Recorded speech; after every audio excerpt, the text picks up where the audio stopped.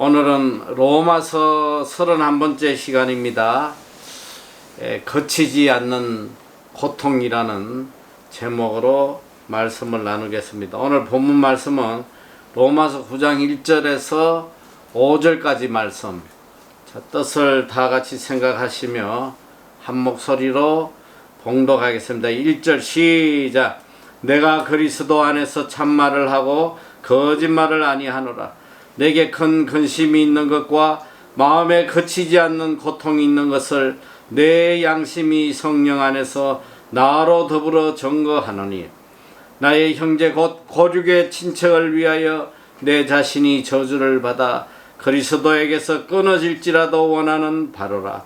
저희는 이스라엘 사람이라 저희에게는 양자됨과 영광과 언약들과 율법을 세우신 것과 예배와 약속들이 있고 조상들도 저희 것이요 육신으로 하면 그리스도가 저희에게서 나셨으니 저는 만물 위에 계셔 세세의 찬양을 받으실 하나님이시니라. 아멘. 인간은 누구나 살아가면서 근심과 고통 속에 살아갑니다. 살아가면서 근심하지 않는 사람, 또 고통을 경험하지 않는 사람은 한 명도 없을 것입니다. 우리가 누구나 싫어하는 이 근심, 고통, 우리 인생의 삶 속에서 뭐 수도 없이 왔다가 갔다가 뭐 늘 근심, 걱정, 고통이 있습니다만 만약에 우리 삶에 끝없이 멈추지 않는 이런 근심과 고통이 계속 있다면 여러분 이거 어떻게 살아갈 수 있겠어요? 근심이 있다가도 또 기쁨이 오고 그러기 때문에 과거의 근심과 고통은 또 잊어버리고 새로운 마음으로 살아가곤 합니다. 그 더욱이 또 이 그리스도인에게는 성경에는 근심하지 말라고 그랬거든. 근심하지 말아라 하나님이 그렇게 말씀을 하셨어요. 그런데 오늘은 이 본문에 보니까 이 바울에게 있어서 여기 1절에 보면 내게 큰 근심, 그냥 근심도 아니에요. 큰 근심과 또 마음에 그치지 않는 고통이 있는 것을 내 양심이 성령 안에서 나로 더불어 증거한다.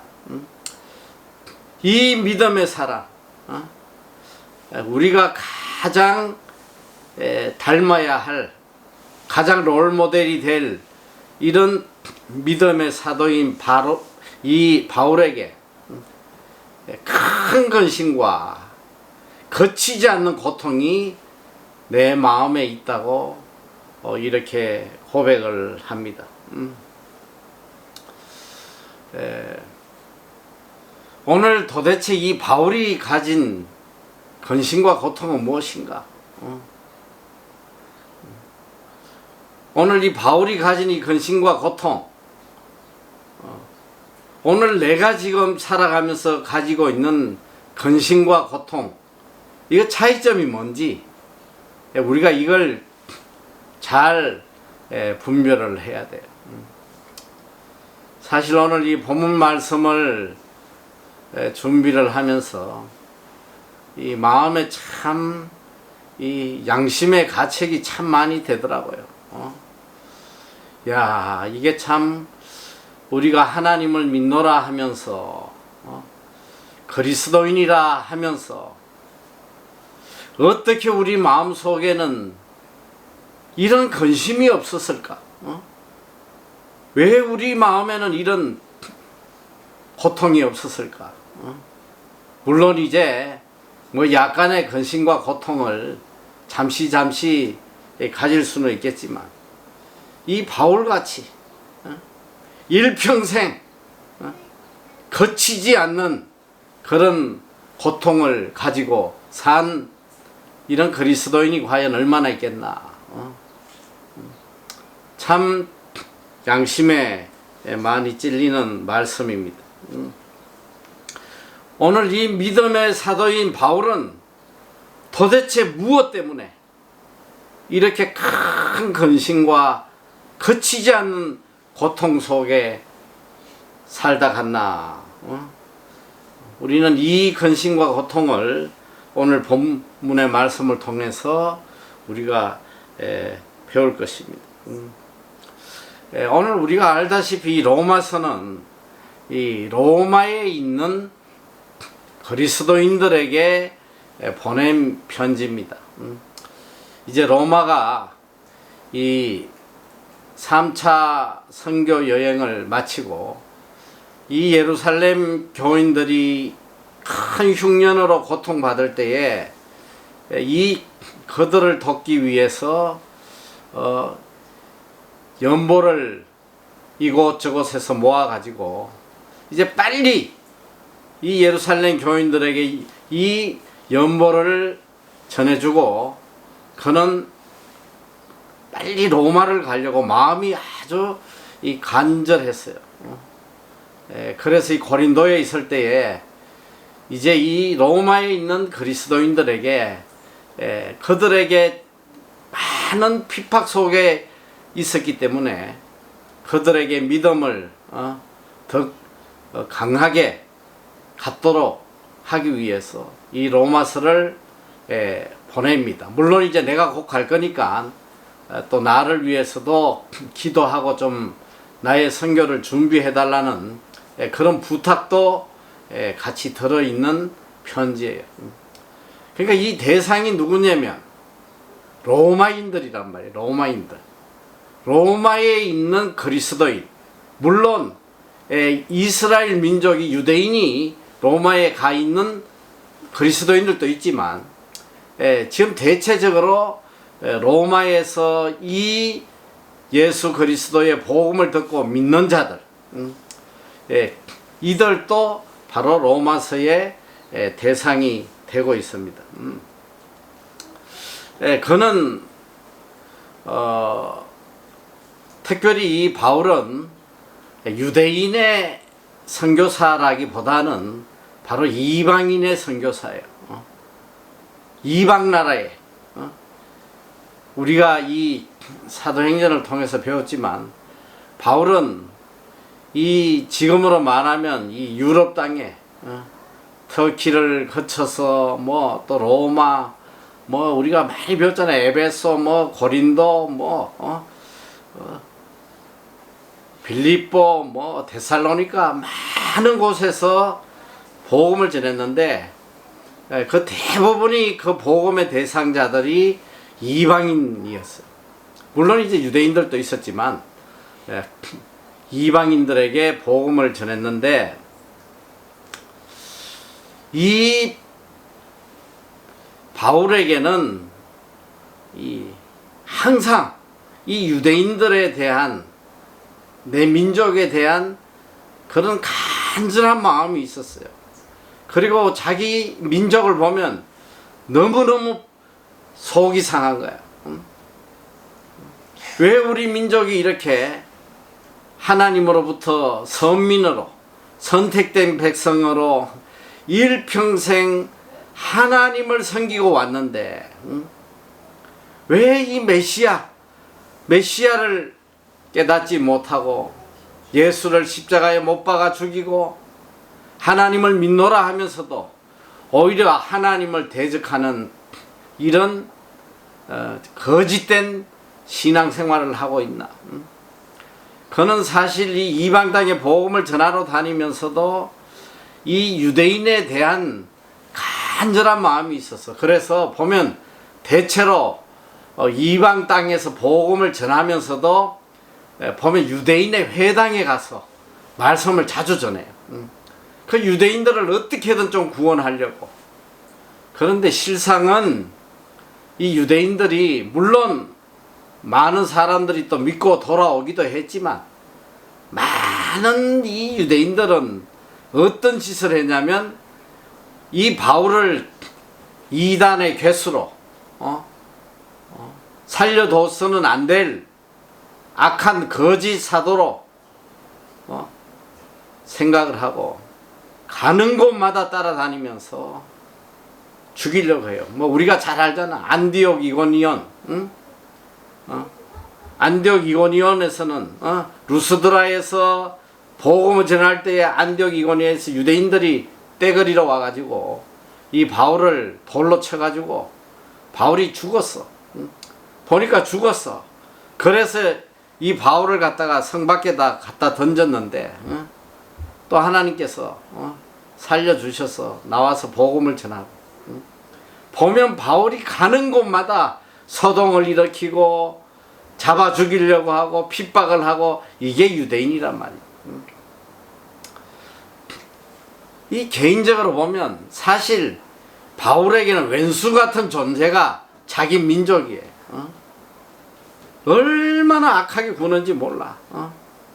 그리고 바울은 특별히 이 예수 그리스도를 만나고 이것이 참 복음이고 이것이 하나님을 바로 섬기는 거다. 이걸 바로 깨닫기 때문에 그는 지금 생명을 걸고 이 복음을 전가하고 있단 말이야. 이 바울을 보면 바울도 원래 유대인 중에도 리더였단 말이지. 아주 열성분자였어요. 바울이 예수 그리스도를 다메섹 도상에서 만나기 전에 뭘 했냐? 그도 유대인들과 똑같이 예수는 이단 괴수고 이 예수 믿는 무리들은 반드시 죽여야 된다고 생각했던 사람이에요. 그게 하나님을 사랑하는 길인지 알았어. 그게 진리인지 알았단 말이에요. 그는 이 우두머리가 돼가지고 앞잡이가 돼서 유대인들을 예수 믿는 자들을 잡아 죽이고 자기 나라에서도 부족해가지고 다메섹까지 해외 원정을 나가서까지 그리스도인들을 잡아 죽이려고 했던 이런 악한 자였어요. 악한 자라기보다는 잘못된 신앙관을 가지고 깨달음이 없어서 그렇게 하는 것이 하나님을 섬기고 하나님께 영광 돌리는지 알았단 말이에요. 그런데 다메섹 도상에서 예수 그리스도를 만나고 난 뒤에는 야, 이것만이 참 진리구나. 예수 그리스도를 믿는 길만이 우리가 구원받는 길이요 영생을 얻는 길이다. 그래서 그는 이방인의 사도로 부르심을 받아서 이방 땅에서 이방인들에게 열심히 복음을 전하고 있지만 그 마음 깊은 곳에서는 어떻게든 내 민족을 구원해야겠다. 차라리 안 믿는 자들이면 안 믿고 그냥 지옥 가면 뭐 그러려니 하겠지만 생명을 다해서 하나님을 믿는다고 지금 믿는데 이게 잘못된 진리를 따라서 멸망으로 가는 걸 보니까 이 바울 마음 속에 불타는 그 안타까움이 있었단 말이에요. 그래서 이 바울은 어떻게든 내 민족을 내가 반드시 여호와께 하나님께로 돌아오게 해야 되겠다. 이런 간절한 마음이 그 속에 있었어요. 그러니까 이렇게 보면 이야, 이 참 바울이 정말 위대한 사람이다. 정말 위대한 사도구나. 이걸 느낄 수 있는 게 자기를 그렇게 핍박하고 죽이려고 하는 이 자기 민족을 어떻게든 구원을 시키려고 하는 하나님께로 그들을 돌아오게 해야겠다는 그 안타까움이 그것이 바울에게 큰 근심이었어. 어떻게 하면 내 민족을 하나님께로 돌아오게 할까? 이것이 큰 근심이었고, 그리고 끊이지 않는 고통이었다는. 이 바울이 지금 자기 민족에게 가지고 있는 이 마음은 뭐 세상 말로 하면 애국심이라고도 할 수 있어요. 애국심. 자기 민족을 사랑하는, 자기 민족을 이렇게 사랑하는 애국심. 그런데 이 애국심은 무슨 애국심이냐? 그런 물질적인, 그러니까 사회, 경제, 문화, 이런 것들이 부흥 발전하게 하고, 뭐 우리나라의 예전에 이 애국자라고 하면 어떤 분이 애국자예요? 6.25 저 일제시대 때에 일본 치하에 있을 때 어떻게든 내 나라를 구하겠다고 생명 걸고 투쟁했던 이런 분들을 애국자라고 그러잖아. 이걸 애국심이라고 그래. 그런데 바울이 가진 이 애국심은 내 나라가 로마에서 해방되고 뭐 우리나라가 가난해서 부유하게 되고 사회 경제 민주주의가 토착화되고 뭐 이런 것을 위해 마음 아파했던 그런 애국심이 아니라 오직 내 민족의 영혼의 문제, 내 민족의 구원의 문제, 어떻게 하면 내 민족을 그리스도에게 돌아오게 할까? 내 민족을 생각하면 잠을 잘 수가 없는 거야. 큰 근심과 거치지 않는 고통이 내 마음속에서 떠나지 않는다는. 여러분, 이게 참 그리스도인의 마음이에요. 그리고 특별히 이것이 바로 목회자의 마음이란 말이에요.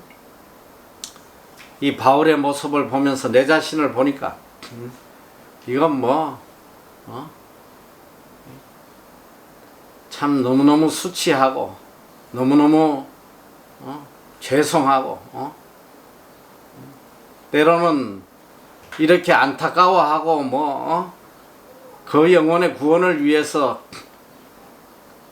참 고통스러워했던 것이 아니라 때로는 미워가지고 미움도 생기고 말이지. 말 안 듣고 뭐 그냥 속색이 가면 오히려 미운 마음도 생기고. 얼마나 이 바울이 진실된 사도인지, 한 영혼을 위해서 얼마나 발버둥치고 안타까워했는지. 오늘 이게 다 우리 그리스도인의 마음이 돼야 된단 말이야. 자, 내 민족은 저리 가라 하고 우선 내 주위를 한번 살펴보자 말이야. 내 주위에 내 형제 자매, 내 자식, 내 부모, 각 가정마다 이 하나님을 믿지 않는 가족들이 있을 수 있어요. 과연 나는 내 가족을 위해서, 이 가족이 하나님께 돌아오게 하기 위해서 얼마나 간절하게 몸부림쳤나? 얼마나 가슴 아파하고 고통 속에 살아왔나? 내 자식이 오직 하나님께 돌아오는, 하나님 기뻐하시는 자녀가 되게 하기 위해서 얼마나 내가 가슴 아파하고 얼마나 고통스러워했는지. 참 슬픈 소리지만 많은 그리스도인들이, 심지어는 목회자도 내 자식이 하나님을 떠나 있는데도 아무렇지도 않아. 교회 뭐 오든지 말든지 그냥 아무 상관도 없어 그냥. 여러분, 참 이게 내가 살아오면서 그런 모습을 참 많이 봤는데, 그런 충격적인 모습을 참 많이 봤어. 응? 어느 교회에서 내가 잠시 전도사 생활할 때, 그 교회 목회자 자녀들이 교회를 안 나와요. 술을 퍼먹고 돌아다니고, 뭐 어쩌다가 주일날 그냥 얼굴 살짝 내밀고는 가버리고, 너무 안타까웠어. 계속 권면하고 수요 예배 나와라, 구역 예배 나와라. 안타까워서 계속 좀 신앙을 심어주려고 애쓰는데, 그 목사님이 어느 날 나를 불러요. 부르더니, 우리 애들한테 그렇게 강압적으로 하면 안 된다고. 우리 애들은 그냥 상관하지 말고 내버려 두라고 말이야. 세상에. 이게 하나님을 믿는다면, 내가 천국을 믿는다면, 어떻게 내 사랑하는 자식이 멸망하는 걸 보고 그걸 그렇게 아무렇지 않게 생각할 수 있냐, 이 소리로. 여러분, 우리는 깊이 생각해야 됩니다. 사도행전 26장 29절에 보면 바울이 위대한 고백을 해요. 그가 이제 예루살렘에서 붙잡혀 가지고 재판을 받을 때에 그는 총독을 향해서 그런 이야기를 합니다. 모든 사람도 다 이렇게 결박한 것 외에는 나와 같이 되기를 하나님께 원하노라. 이 바울 보고 이 복음을 막 전하고 예수 그리스도를 전가하고 하니까, 야, 이거 바울이 이게 맛이 간 게 아니냐. 그때 바울은 강하게 이야기해요. 모든 사람이 내가 지금 이 결박되어 있는 거 이거 빼고는 여러분 모두가 다 나처럼 되기를 내가 원한다고 말이지. 그러니까 바울이 얼마나 위대한 사람이에요. 적어도 바울이 하나님 앞에 얼마나 진실되게, 얼마나 바르게 살아갔는지 알 수 있잖아요. 누가 감히 나같이 살아라고. 저는 그런 소리 할 자격이 없어. 너희들 나같이 살아, 이런 소리 감히 할 수 없단 말이에요. 왜? 내 자신을 내가 너무 잘 아니까. 적어도 바울이 하나님 앞에서 이렇게 담대하게 외칠 수 있었다는 것은 그가 얼마나 하나님 앞에 진실되게 살았는지 우리는 알 수가 있습니다. 오늘 바울은 이 자기 민족을 생각하면서 큰 근심과 거치지 않는 고통, 어떻게 하면 내 민족을 하나님께로 돌아오게 할까? 이게 거치지 않는 고통, 끝없는 그 안타까움과 고통이 그를 짓누르고 있었단 말이지. 특별히 고린도후서 11장 24절에서 27절에 보면, 자, 이 내 민족이 나에게 어떤 악을 행했는지 이게 기록이 되어 있단 말이야. 자, 유대인들에게 지금 누구에게 당한 핍박이냐면 내 민족 유대인들에게 당한 핍박이에요. 내 민족 유대인들에게 40에 하나 가만매를 5번 맞았습니다. 여러분, 40에 하나 가만매면 39대야. 이 39대의 매를 무려 5번을 맞은 거예요. 왜 39대를 때리냐? 40을 넘어가면 사람이 죽을 수 있기 때문에, 죽기 직전까지 때리는 게 이게 39대란 말이에요. 죽을 만큼 매를 맞았는데 5번을 맞았어. 그리고 3번 태장으로 맞고, 태장이 뭐냐? 이 쇠를 달아가지고 때리는 거, 쇠를 붙여가지고. 그리고 1번 돌로 맞고, 돌에 맞아 죽었다 살아났잖아. 3번 파선하는데 일주야를 기품에서 지냈으며, 여러 번 여행의 강의 위험과 강도의 위험과 동족의 위험과 이방인의 위험과 시내의 위험과 광야의 위험과 바다의 위험과 거지 형제 중에 위험을 당하고, 또 수고하며 애쓰고 여러 번 자지 못하고 줄이며 목마르고 여러 번 굶고 춥고 헐벗었노라. 그가 많은 이 복음을 전가하면서 너무나 많은 핍박을 받았지만, 그 중에 나를 가장 핍박하고 괴롭힌 것이 바로 내 민족 유대인이었다는 거예요.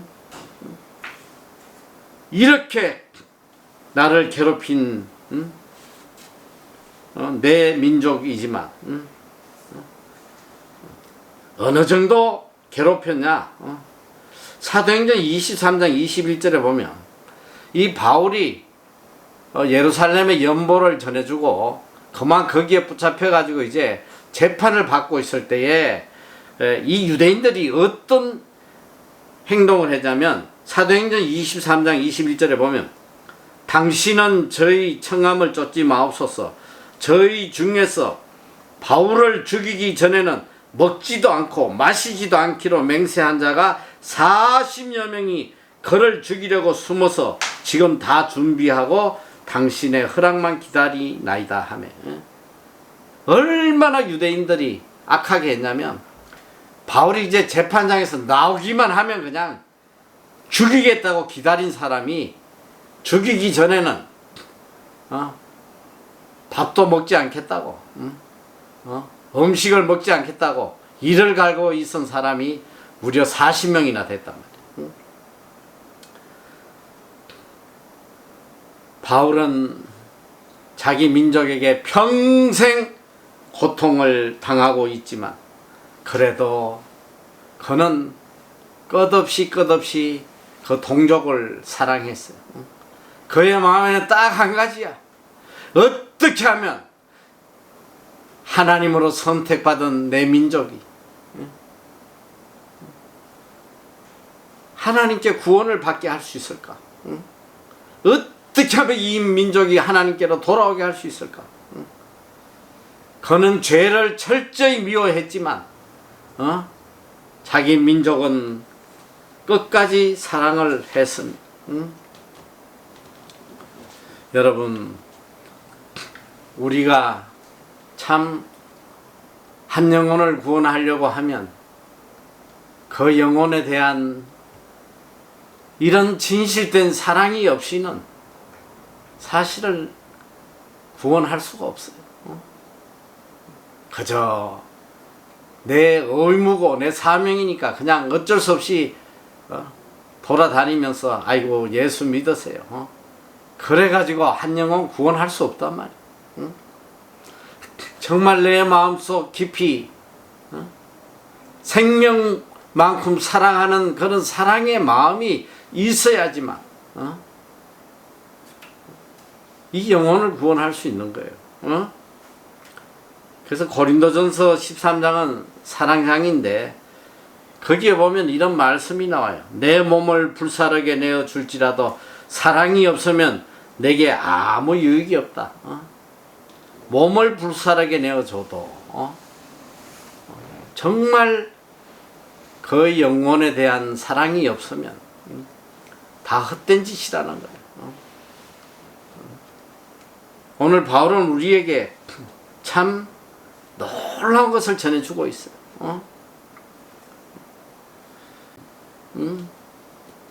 섬김이 무슨 의미가 있겠어? 사랑 없는 결혼이 무슨 의미가 있겠냐고.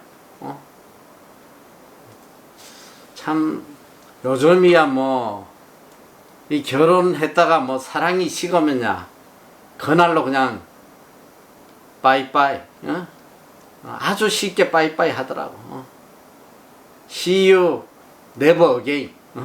다시 보지 말자 이러고 그냥 쉽게 헤어져요. 그런데 우리 부모님 시대만 해도 지금 생각하면 참 이해가 안 되는 삶이었어. 예전에는 이게 뭐야, 이게 남자 여자가 이게 결혼을 해도 결혼식 때 얼굴을 처음 본단 말이지. 전혀 몰라요. 부모들끼리 그래 우리 뭐 하자 해가지고 그냥 결혼시키는 거야. 이게 뭐 물건 뭐 그냥 팔듯이. 그래서 우리 부모님 시대만 해도 그게 뭐 인생의 운명이려니 하고 그냥 일평생 사랑 없는 이 가정생활을 하는 사람들이 부지기수였어. 부지기수. 이 진짜 왼수처럼 미워서 매일 눈만 뜨면 언제 도망갈까 이 생각을 하는데 도망가려니까 뭐가 하나 생겼어. 그래가지고 또 이제 하나 애가 생기니까 못 도망가고 참고 살라고 하는데 도저히 차라리 죽는 게 나아. 그래가지고 어떻게든 애 데리고 도망가려고 하는데 또 하나가 덜컥 생기네. 또 둘 생기니까 또 조금 더 참아보는데 그러다가 계속 덜컥 하다가 그냥 7명 8명 뭐 나오니까 차가 있나 뭐 이거 끌고 도망갈 수가 없으니까 그냥 죽지 못해 살아가는 거 아니야. 응? 그런 사람들이 너무 많았어. 사랑 없는 이 가정. 거의 요새는 뭐 이제 그러니까 이제 황혼이혼이라는 게 아주 요새는 뭐 아주 대세야 대세. 요즘 보니까 이 이혼이 젊은 애들보다 오히려 50, 60대가 막 이혼이 엄청 폭발적으로 증가하는 거야. 그런데 이게 황혼이혼이라는 말이 우리나라에서는 뭐 아주 최근부터 그렇게 뭐 오래전에 있던 소리가 아니야. 이미 이 일본 같은 데는 벌써 20여 년 전부터 이 황혼이혼이라는 게 아주 뭐 아주 엄청난 사회적 문제였거든. 그런데 이 일본 여자들이 절대로 젊었을 때는 이혼을 안 한대요. 끝까지 참고 내색을 안 한대. 끝까지 참고 내색을 안 하고 있다가 이 남편이 정년퇴직을 하면 정년퇴직을 할 무렵 되면 바로 이혼한다는 거 아니야. 왜? 한몫 챙겨야 되니. 응? 퇴직금 나올 때 맞춰가지고 그 퇴직금에서 위자료 받으려고 이제 그때까지 참았다가 이혼한다고 그랬는데 지금 뭐 이제는 우리나라도 이제 이 황혼이혼이 아주 많은데 왜 황혼이혼을 하냐? 자식들 때문에. 어떻게든 이 자식들 결혼만 시키면 바로 헤어진다. 이를 갈고 있는 사람들이 많단 말이야. 그래서 애들 결혼하고 나면 바로 헤어져 버리는 게 많아요. 참 슬픈 일이잖아. 이 사랑 없이 살아간다는 거. 사랑 없는 부부.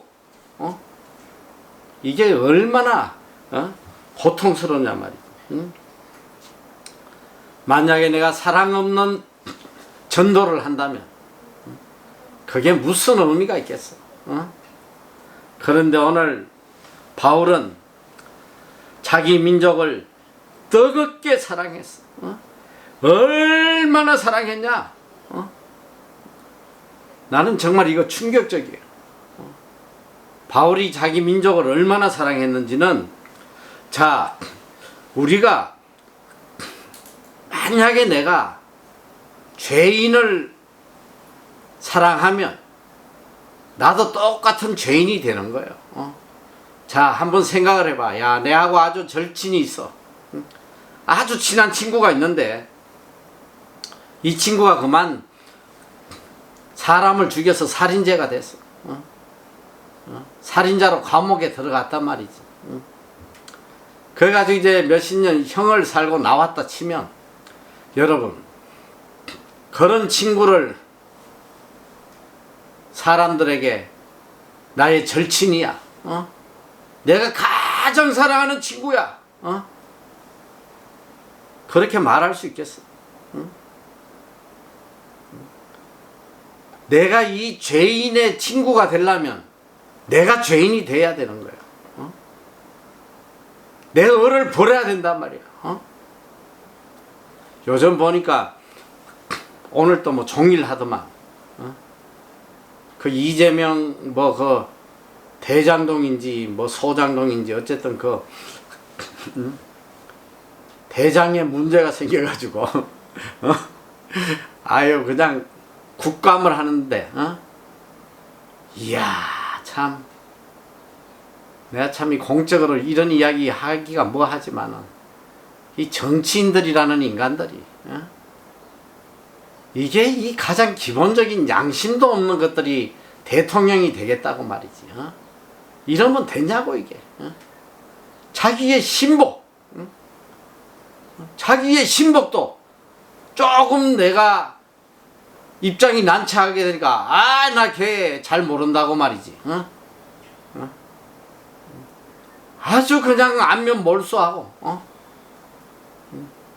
자기가 무슨 사장도 만들어주고 뭐 오만 거 다 해놓고는 뭐 어떤 관계냐 하니까 나는 모르는 관계라고, 잘 모른다고 말이지. 여러분, 세상이 이래요.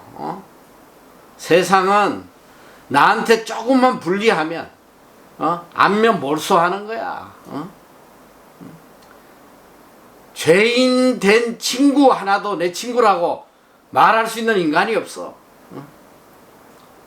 그런데 예수님은 이 땅에 죄인의 친구로 오셨어. 창녀의 친구요, 세리의 친구요. 그랬더니 이 유대인들이 예수님의 별명을 죄인의 친구라고 그랬어. 죄인의 친구. 창녀들의 친구요, 세리의 친구요.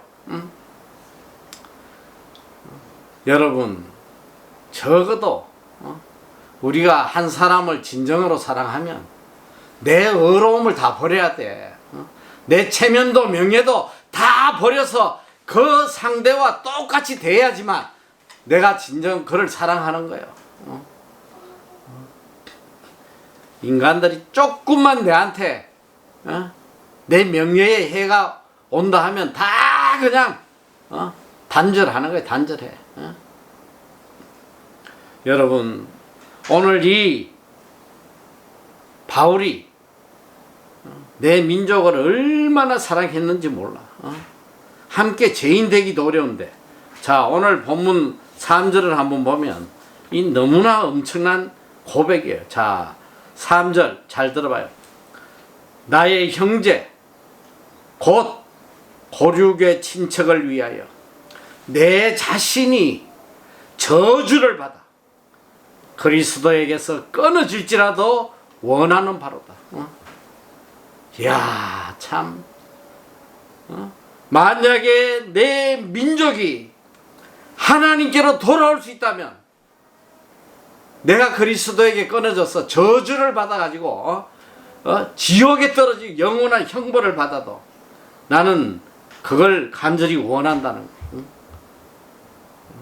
이게 뭐 입에 바른 소리 한 게 아니란 말이야. 이 바울 마음속에 있는 그 간절함, 이걸 표현을 한 거예요. 그리고 그가 분명히 이야기해서 내게 큰 근심이 있는 것과 마음에 거치지 않는 고통이 있는 것을 내 양심이 성령 안에서 나로 더불어 정한다. 성령을 보증으로 세운 거예요. 성령 안에서 내 양심이 내가 얼마나 내 민족을 사랑하고 내 민족을 구원하기 위해서 내가 저주를 받아 그리스도에게 끊어져도 나는 내 민족을 구원하길 원한다는 거. 이게 바울의 마음이야. 여러분, 영혼을 사랑하는 이 마음, 참 뭐 여러분이 문제가 아니라 뭐 내 자신이 참 수치스럽고 부끄러운 소리죠. 응? 얼마나 이 한 영혼을 구원하기 위해서 내가 근심하고 고통하고 안타까워했는지 우리가 하나님 앞에 설 때에 하나님은 이걸 보실 거란 말이에요. 네가 한 영혼을 구원하기 위해서 얼마나 애쓰냐.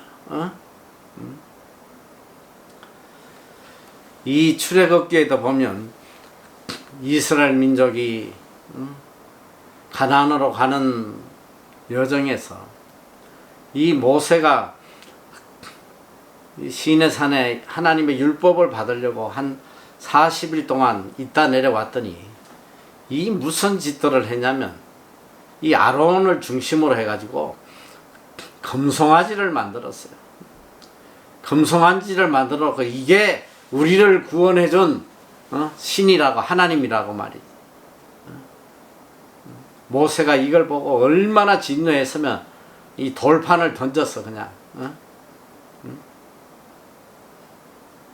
그때 하나님께서 이 이스라엘 민족에게 진노하세요. 어떻게 진노하시냐면 출애굽기 32장 9절 10절에 보면 여호와께서 또 모세에게 이르시되 내가 이 백성을 보니 목이 곧은 백성이로다. 그런즉 나대로 하게 해라. 내가 그들에게 진노하여 그들을 진멸하고 너로 큰 나라가 되게 하리라. 하나님이 얼마나 진노하셨으면 내가 이 민족을 다 진멸하고 모세 너를 통해서 다시 내가 민족을 너 후손을 가지고 민족을 만들겠다. 그때 참 모세의 답이 놀라운 답변이에요. 그렇다면 아이고 하나님 감사합니다. 아이고 우리 후손을 이렇게 축복의 민족으로 삼아 주실다니 감사합니다 할 수도 있겠지만 여기서 모세는 이렇게 이야기합니다. 32장 32절에 보면 그러나 합의하시면 이제 그들의 죄를 사하시옵소서. 그렇지 않사오면 원컨대 주의 기록하신 책에서 내 이름을 지워버려 주옵소서. 여러분 이게 참 사도의 마음이 참 선지자의 마음이 이 민족을 멸하시려면 저도 같이 멸하게 해달라고. 왜? 적어도 모세에게는 자기 민족에 대한 그런 깊은 사랑이 있었단 말이지. 하나님은 이 모세의 이 사랑을 보시고 그 이스라엘 민족을 또 한번 용서해 주세요. 오늘 바울은 정말 위대한 사도입니다. 나의 형제 곧 고륙의 친척을 위하여 내 자신이 저주를 받아 그리스도에게서 끊어질지라도 원하는 바다. 여러분 이 저주가 뭐예요? 저주는 헬라어로 아나테마라는 단어인데 천벌이에요. 천벌. 천벌을 받아가지고 이것은 뭐야? 물질적으로 어떤 손해를 보고 뭐 내 생명이 죽고 이런 차원이 아니란 말이에요. 생명보다도 더 큰 저주예요. 이것은 하나님으로부터 끊어진다는 거야. 영원한 형벌, 영원히 지옥불에서 저주받은 생으로 영원히 형벌받는 이걸 이야기해요. 차라리 그냥 목숨 하나 내버려서 내가 천국 간다면 그거야 뭐 그것도 누가 할 수 있겠어. 사실은 어떤 목사가 한 영혼을 위해서 내 목숨을 내놓을 사람이 누가 있겠소만은 바울은 그 생명의 문제뿐 아니라 내가 그리스도에게서 끊어져서 저주를 받아가지고 영원히 지옥불에 떨어질지라도 나는 내 민족이 하나님께로 돌아오기를 간절히 바란다는 거예요. 우리가 지난 시간에도 배웠지만 로마서 8장 35절에서 39절에 보면 누가 우리를 그리스도의 사랑에서 끊으리요 환난이나 공고나 핍박이나 기근이나 적신이나 위험이나 칼이라 기록된 바 우리가 종일 주를 위하여 죽임을 당케 되며 도살할 양같이 여김을 받았나이다 함과 같으니라. 그러나 이 모든 일에 우리를 사랑하시는 이로 말미암아 우리가 넉넉히 이기느니라. 내가 확신하노니 사망이나 생명이나 천사들이나 권세자들이나 현재일이나 장래일이나 능력이나 높음이나 깊음이나 다른 아무 피조물이라도 우리를 우리 주 그리스도 예수 안에 있는 하나님의 사랑에서 끊을 수 없으리라. 바로 이 말씀 직전에 그는 하나님의 사랑이 얼마나 위대하고 이 사랑은 그 어느 누구도 끊을 수 없는 사랑이라는 걸 그가 그렇게 강조했어. 그럼에도 불구하고 내가 이 끊을 수 없는 이 엄청난 사랑에서 끊어져서 내가 저주를 받고 영원히 지옥불에 들어간다 할지라도 내가 내 민족만 하나님께 돌아오게 할 수만 있다면 이것이 내가 간절히 원하는 바다. 참 진정한 사도입니다. 정말 사랑의 극치예요. 어떻게 영혼에 대한 사랑이 이렇게 큰지. 우리가 예수를 믿노라 하면서 또 하나님을 사랑하노라 하면서 또 영혼을 사랑하노라 하면서 도대체 이 영혼에 대한 어떤 간절함으로 살았는지 참 너무 창피하고 너무 수치스러운 모습이잖아요. 그리고 그는 왜 우리 이스라엘이, 왜 우리 유대인들이 반드시 하나님께로 돌아와야 되는지를 그는 이어서 설명하고 있습니다. 그 이유는 하나님이 정말 이 민족을 사랑하시고 이 민족에게는 다른 민족에게 주지 않은 특별한 특권을 이들에게 허락하셨기 때문에 그는 여기서 8가지의 이스라엘의 특권을 이야기하고 있어요. 자, 첫째 보니까 4절부터 읽어볼 텐데 저희는 이스라엘 사람이다. 저희에게는 양자됨과 영광과 언약들과 율법을 세우신 것과 예배와 약속들이 있고 조상들도 저희 것이요 육신으로 하면 그리스도가 저희에게 나셨으니 저는 만물 위에 계셔 세세의 찬양을 받으실 하나님이시니라. 아멘. 자, 왜 이 유대인들이 하나님께 돌아와야 되느냐? 우리 민족은 하나님으로부터 특별한 은혜를 받은 민족이다. 이런 민족이 배은망덕하게 하나님을 떠나서 되겠느냐? 8가지 특징이 뭐냐? 첫째는 이스라엘이란 이스라엘. 이방인이 아니고 하나님이 선민으로 하나님의 백성으로 택한 이스라엘이라는 것.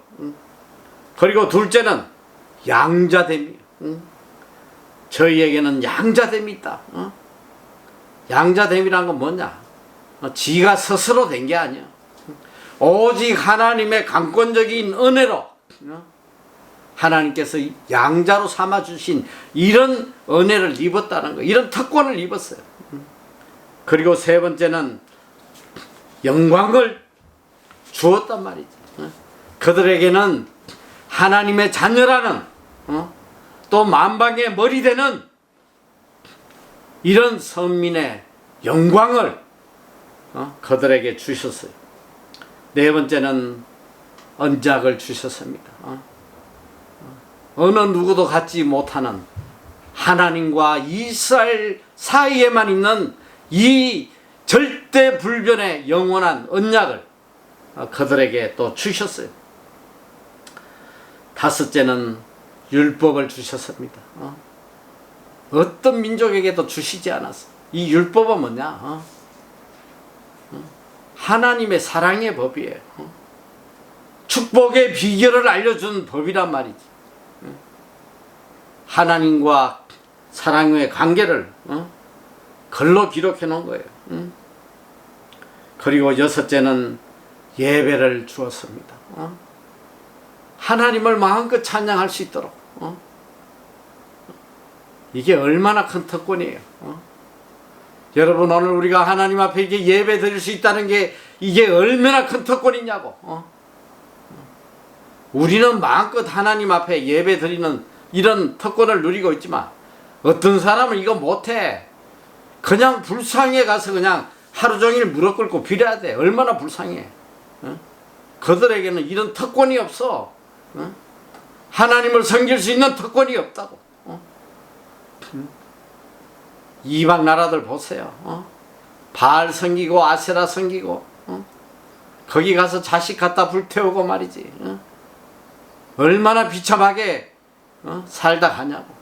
그러나 이스라엘 민족에게는 하나님께 예배 드릴 수 있는 특권을 주셨다는 거예요.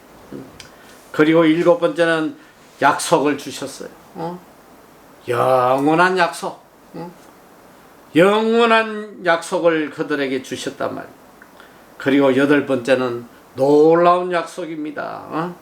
바로 예수 그리스도의 혈통으로 너희들이 아브라함의 후손이고 다윗의 후손이지만 예수 그리스도 인류의 구원자로 오신 만왕의 왕이신 예수 그리스도의 한 민족이라는 거, 한 혈통이라는 거.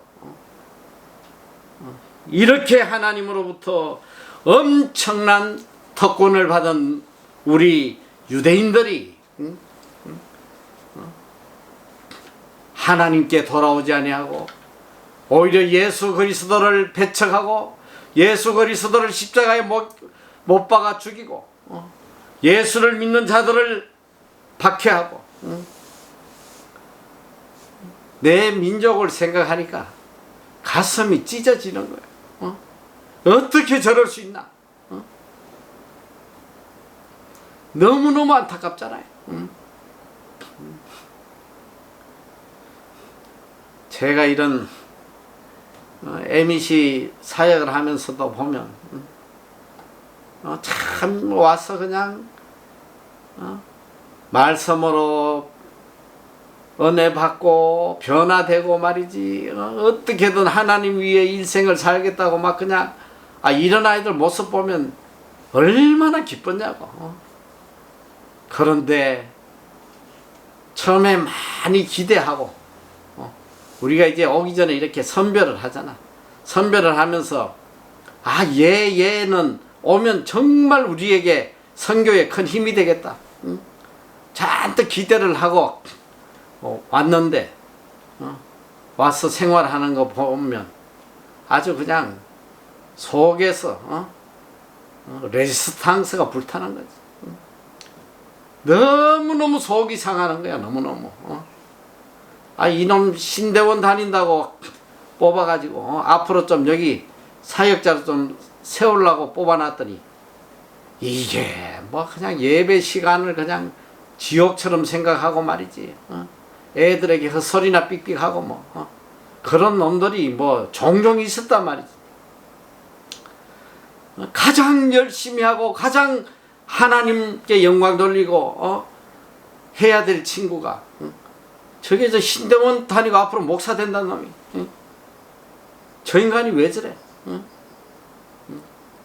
저는 이제 그런 아이들 보면 속에 미움이 좀 포함되어 있지만 그래도 안타까움이 훨씬 큰 거지. 아니 이렇게 하나님께서 이 뉴질랜드 땅에 와서 이렇게 좋은 은혜를 베푸셨는데 왜 좀 더 열심히 복음 전하고 말이지 하나님께 영광 돌리지 못하나. 생각하면 속이 뒤집어지는 거예요. 너무 속이 상해. 그런데 이 바울 입장에서 보면 이스라엘 민족이 누구야? 지난 4,000년 동안 하나님으로부터 선택받고 하나님의 백성으로 지금까지 하나님의 보호 아래 내려왔고 이방인들이 전혀 누리지 못하는 신령한 특권들을 하나님이 이렇게 많이 은혜로 베풀어 주시고 했는데 하나님이 구약 수천 년 전부터 약속하신 메시아를 이 땅에 보내주셨으면 메시아를 대대적으로 환영하고 이 메시아의 사역에 동참이 돼서 이 땅에 하나님의 나라를 이루어 가야 되는데 오신 메시아를 죽이고 하나님을 대적하는 그런 모습을 보니까 이 바울이 큰 근심과 거치지 않는 고통이 그를 짓누르고 있는 거예요. 바울은 참으로 위대한 사도입니다. 영혼에 대한 그의 이 간절함, 오늘 우리가 이 마음을 우리가 본받아야 돼요. 이런 간절한 마음, 우리가 어떤 근심과 고통을 가지고 이 땅에 살아갈 건지 오늘 우리가 결단을 해야 된단 말이에요. 이 하찮은 세상의 것들로 평생 근심하고 고통하고 살아가는 그런 어리석은 인생으로 살 것이 아니라 한 영혼에 대한 간절함과 안타까움으로 이 바울의 마음을 가지고 우리가 살아가야 되는 거예요. 이것이 하나님이 우리에게 들려주신 사명이에요. 그리고 영혼을 향한 우리의 자세를 다시 한번 깨우쳐 주시는 너무 귀한 메시지예요. 이 바울의 마음을 일평생 가슴에 품고 정말 간절한 마음으로 영혼을 사랑하는 여러분이 다 되시기를 축원합니다. 기도하겠습니다. 사랑의 하나님 감사합니다.